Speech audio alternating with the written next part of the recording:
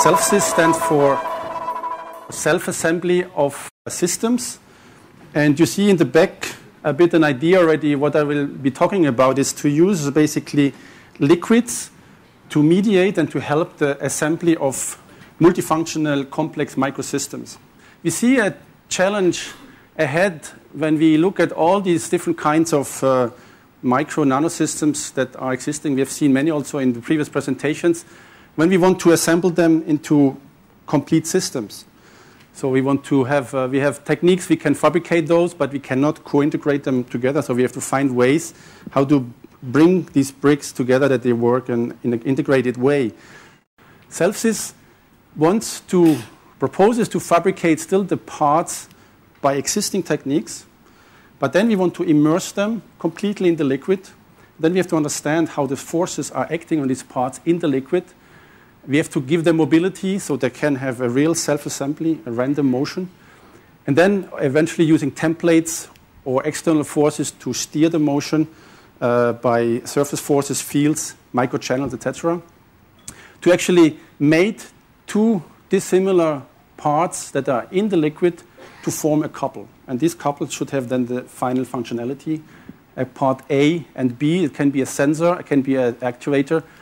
That is the first goal. We want to study how we can achieve high assembly yield by self-organizing these parts. And the second idea is to actually trap the liquid inside. We want to use the liquid for a later use. We want to be able to trap a liquid inside this capsule, transport them somewhere else, and release them upon an external trigger. So this is the synopsis. Again, here on the left side, what I just talked about. We know that relying on pure random encountering of parts, it will not get a high yield. So we also look into microfluidics. We want to use microfluidic channels. So we have parts A and B in two reservoirs. They are meeting in a zone where the chance that they meet actually is higher. And then they assemble here, and then we will collect them on the other side. So besides the enabling technology that we have to look in a very fundamental level, we have proposed and we studied two case studies. One is to couple an RFID chip to a sensor and then actually release them in the environment, in a tube system, and we can be able to identify later back which sensor that was.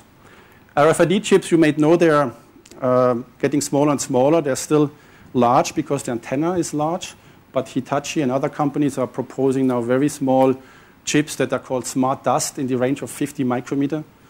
Not with the onboard antenna, but they're getting smaller. So there's a potential to integrate RFID chips also with the self-assembly concept.